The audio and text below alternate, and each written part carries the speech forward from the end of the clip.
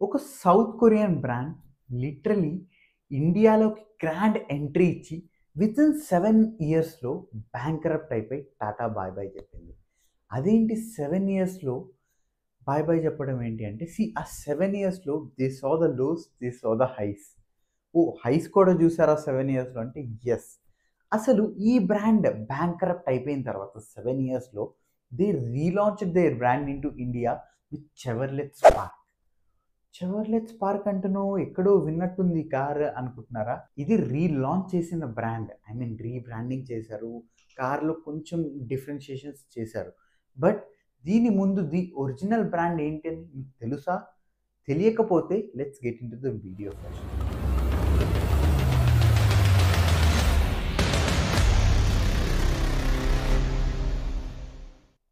Hi everyone and welcome to the channel millionaire daddy. I am Pavan. So అసలు ఈ brand ఏంటి? ఈ Korean brand ఏంటి? మన మార్కెట్‌లోకి ఎప్పుడు ఎంటర్ అయింది? మాట్లాడుకుందామా? So I'm talking about the brand called Daewoo. Daewoo అంటే నాకు గుర్తు రావట్లేదు అనుకుంటున్నారా? So Daewoo Matiz. I think ఇప్పుడు గుర్తొచ్చేసి ఉంటుంది. ఇంకా గుర్తు రాలేదా? ఇప్పుడు 101% వస్తుంది. మీరు ఒక ఐకానిక్ మూవీ 'ఖుషి' సినిమా చూసారు కదా! అప్పట్లోది. దాంట్లో పవన్ కళ్యాణ్ గారు వాడే కార్ ఏదైతే ఉందో చిన్న కార్. ఆ చిన్న కారే డివో మెటిస్. సో ఇప్పుడు 101% అందరికి ఓహ్! ఇదా కార్ గుర్తొచ్చింది అనుకుంటున్నారు కదా! అప్పట్లో మనం చాలా సార్లు రోడ్స్ మీద కూడా చూసే ఉంటాం ఈ కార్. సో లిటరల్లీ నేను ఈ బ్రాండ్ హైస్ చూసిందన్నా కదా! అది ఈ కార్ వల్లనే. ఈ మోడల్ వల్లనే. నౌ లోస్ కూడా చూసిందన్నా కదా! సో ఎవ్రీథింగ్ మనం డిస్కస్ చేద్దాం. 7 ఇయర్స్‌లో టాటా బాయ్ బాయ్ ఎలా చెప్పింది ఈ బ్రాండ్ అన్నది క్లియర్‌గా మాట్లాడుకుందాం. So starting with the first point, Daewoo అనే బ్రాండ్ 1995లో మన ఇండియాకి ఒక గ్రాండ్ లాంచ్ అయింది. గ్రాండ్ లాంచ్ ఎందుకంటున్నా తెలుసా? They straight away came up with a premium segment. అదేంటి ప్రీమియం సెగ్మెంట్ అంటావా? డివో సీలో అనే ఈ మోడల్‌తో లిటరల్లీ మన ఇండియాలో 1995లో they launched the brand. Launch చేసినప్పుడు వాళ్ళు దేనికి డైరెక్ట్ కాంపిటీటర్ తెలుసా? మారుతి ఎస్టీమ్ కార్‌కి.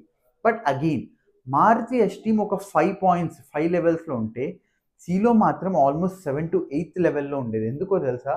It's a premium segment. Also for the very first time మన India they started automatic transmission. Also they came up with fuel injection ఇక్కడ. సో ఈ 2 things అన్నది మన ఇండియాకి అప్పట్లో కొత్తగా లాంచ్ అయింది ఈ కార్‌లో. అండ్ ఆల్సో కార్ చూడడానికి బాగుండేది. అంతా ఎవ్రీథింగ్ వాజ్ మోర్ టెక్నాలజైజ్డ్. అంతా బానే ఉంది. మరి అసలు ఫెయిల్ ఎందుకు అయింది ఈ కార్ అనుకుంటున్నారా? వాళ్ళ ప్రైజింగ్ వల్ల, వాళ్ళ ఫ్యూయల్ ఎకనామీ వల్ల. మీ అందరికీ ఆల్రెడీ తెలుసు మారుతి మన ఇండియన్స్‌కి ఎందుకు అంత ఫేవరెట్ బ్రాండ్ అంటే it's because of the pricing part and also because of the fuel economy. ఈ 2 థింగ్స్ ఈ డివో వాళ్ళు ప్రొడ్యూస్ చేయలేకపోయారు ఆ కార్‌లో. సో అల్టిమేట్‌గా ఏమైంది? కార్ ఎంత బాగున్నా గానీ ఆబ్వియస్‌గా ఎండ్ ఆఫ్ ద డే అది ఫెయిల్ అయింది సేల్స్ టర్న్ అప్ అవ్వక. నౌ ఏ బ్రాండ్‌కైనా అంత రీలాంచ్ చేసి, అంత మ్యానుఫ్యాక్చరింగ్ సెటప్ చేసి, సేల్స్ అవ్వకపోతే లాస్ట్‌కి ఎవరైనా చేసేదేంటి? 100% గ్రేట్ డిస్కౌంట్స్ ఇచ్చి కార్లు మన మీద రుద్దుతారు. రైట్? అలానే డివో వాళ్ళు గూడా they tried selling this particular cars with huge discounts.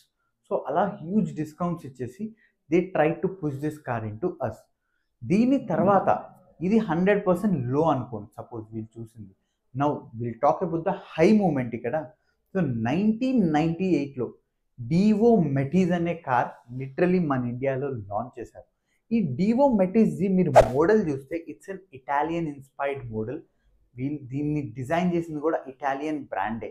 So ఇది డిజైన్ అయిన తర్వాత ఫస్ట్ ఫియట్ వాళ్ళ దగ్గరికి వెళ్ళింది. బట్ ఆబ్వియస్‌గా ఫియట్ ఏం చెప్పింది? ఈ డిజైన్ మాకు అవసరం లేదయ్యా అంటే, డివో వాళ్ళు మాకు కావాలి, మాకు కావాలి అని డిజైన్‌ని వాళ్ళు కొనుక్కునక్కడ దాన్ని వీళ్ళు డెవలప్ చేసి ఎగ్జాక్ట్‌లీ 786 డిస్‌ప్లేస్‌మెంట్‌తో వీళ్ళది మనకు మారుతి 800 ఎలానో సేమ్ ఎగ్జాక్ట్‌లీ ఆ సెగ్మెంట్‌లో 800 సీసీ సెగ్మెంట్‌లో ఈ కార్‌ని లాంచ్ చేశారు.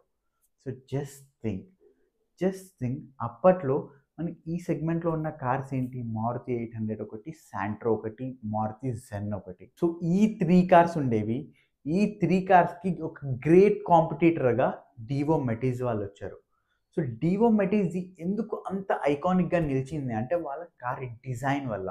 మీరు అబ్జర్వ్ చేస్తే దాని లైట్స్, రౌండ్ లైట్స్ కానివ్వండి, even the curvy car and the small డిస్ప్లేస్మెంట్లో వాళ్ళు ఇచ్చిన హై ప్యాక్డ్ పర్ఫార్మెన్స్ ఆ కార్ది ఇంజిన్ డివో వాళ్ళు తయారు చేసినా కానీ దాన్ని రీఇంజినియర్ చేసింది ఎవరో తెలుసా? పోర్షే వాళ్ళు. For the fuel displacement, for everything. So exact స్ట్రాటజీతో ఈసారి డివో వాళ్ళు డివో మెటిస్తో they launched the car and literally sales spiked up like anything. ఎందుకు? Car affordability. జస్ట్ 3 lakh అప్పట్లో డివో మెటిస్ వాళ్ళు ప్రైజింగ్ చేశారు దీన్ని, విచ్ వాజ్ ఎగ్జాక్ట్లీ బిట్వీన్ ఎక్కడంటే జెన్ కార్ 3.5 అంటే ఇది 3 lakh అలా ప్రైజింగ్ చేశారు. So this was more affordable with a great design. So people started liking it. So ఇక్కడ దాకా బాగానే ఉంది. మరి కారు కూడా లాంచ్ అయింది, కారు కూడా సక్సెస్ఫుల్ అయింది అనుకుంటున్నారా? మరి అసలు దీనికి తిరిగే లేదు అనుకుంటున్నారా? ఇక్కడే ప్రాబ్లం అయింది. 1998లో డివో మెటిజ్ అనే కార్ లాంచ్ అయింది. ఎగ్జాక్ట్లీ 2000s, ఎర్లీ 2001 వరకు కూడా బాగానే ఉంది.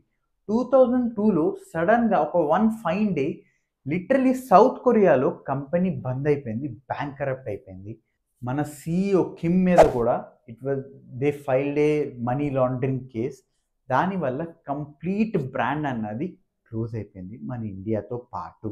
సో మన ఇండియాలో ఉన్న ఎంటైర్ మ్యానుఫ్యాక్చరింగ్ యూనిట్ క్లోజ్ అయిపోయింది.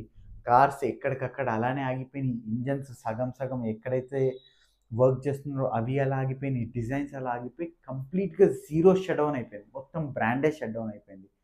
సో ప్రాబ్లం ఇక్కడ ఈ బ్రాండ్కి ఏమైంది? Literally there was no post sales support. సర్వీస్కి స్పేర్ పార్ట్స్ అసలు ఏదీ లేదు. కంప్లీట్ షట్ డౌన్ అయిపోయింది. సో అలా బ్యాంకరప్ట్ అవ్వడం వల్ల మన ఇండియన్స్ ట్రస్ట్ పోగొట్టుకునే ఆ బ్రాండ్ మళ్ళీ రీలాంచ్ అవ్వలేకపోయింది. బట్ 2006లో literally again they give a grand launch in India. So అదే చెవర్లెట్ స్పార్క్. అదేంటి చెవర్లెట్ స్పార్క్గా మారిందా మరి కంపెనీ అంటే? లేదు. 2002లో ఎప్పుడైతే బ్యాంకరప్ట్ అయిపోయిందో జిఎం మోటార్స్ వాళ్ళు లిటరలీ ఎంటైర్ కంపెనీని 2004లో ఎక్వైర్ చేసుకున్నారు. సో 2004లో ఎక్వైర్ చేసుకున్న తర్వాత డివోస్ బ్రాండ్ని 2006లో మన ఇండియాలో లాంచ్ చేశారు with a relaunched name Chevrolet Spark. So మీరు అది అబ్జర్వ్ చేస్తే కార్ని, it's an inspired car directly from Matiz. So అలా ఈ కార్ని రీబ్రాండ్ చేసి they launch this in to Indian market with a better refined version of that particular car అని మనం చెప్పుకోవచ్చు. దీంట్లో ఒక ఇంట్రెస్టింగ్ పార్ట్ మనం మాట్లాడుకుందామా? కార్ లో చూసింది, హైస్ చూసింది, అంతా చూసింది. బట్ దీంట్లో ఒక స్మాల్ బిజినెస్ కేస్ స్టడీ లాగా మీరు అబ్జర్వ్ చేస్తే దీంట్లో మీరు అబ్జర్వ్ చేసిన మెయిన్ మిస్టేక్ ఏంటి? ఎంత పెద్ద కారు బయట దేశాల్లో ఎంత బాగా ఫాలోయింగ్ ఉండి ఆల్మోస్ట్ 70% మార్కెట్ని క్యాప్చర్ చేసిన ఈ డివోస్ అనే బ్రాండ్ మన ఇండియాలో ఫెయిల్ అవ్వడానికి కారణం ఏంటో తెలుసా? లిటరలీ వాళ్ళ ప్రైస్ సెగ్మెంట్.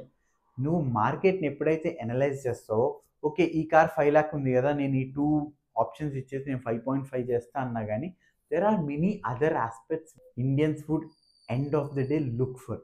సో మీరు అక్కడ ఫస్ట్ థింగ్ ఫెయిల్ అయింది ఈ కార్. దాని తర్వాత మార్కెట్ గ్యాప్ని వీళ్ళు ఫిల్ చేయలేదు. ఎందుకంటే మార్కెట్ గ్యాప్ని ఫిల్ చేయడానికి మారుతి కంప్లీట్ 4 to 5 డిఫరెంట్ మోడల్స్తో రెడీగా ఉంది. They came with only 2 models, ఒకటి ప్రీమియం మోడల్, ఒకటి వెరీ బేసిక్ మోడల్ మార్టిజ్. సో మార్టిజ్ అన్నది 100% సక్సెస్ఫుల్గా లాంచ్ అయింది అండ్ ఆబ్వియస్గా సక్సెస్ఫుల్గా పీపుల్లోకి ఎక్కింది కూడా.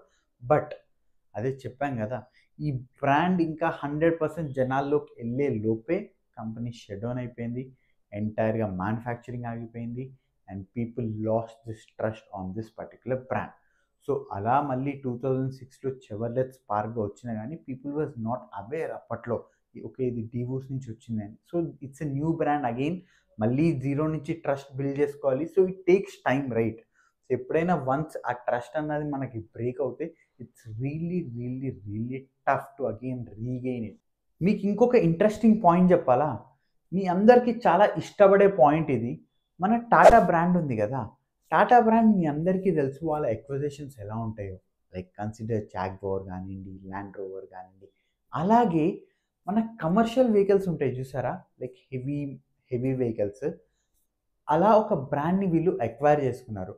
అసలు ఏ బ్రాండో మీకు ఐడియా ఉందా?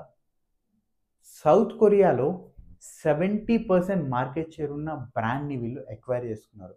అగైన్ ఏదో బ్రాండ్ కాదు, డివోస్ వాళ్ళదే. డివోస్ కమర్షియల్ వెహికల్స్లో సౌత్ కొరియాలో 70% మార్కెట్ షేర్ ఉండేది అప్పట్లో.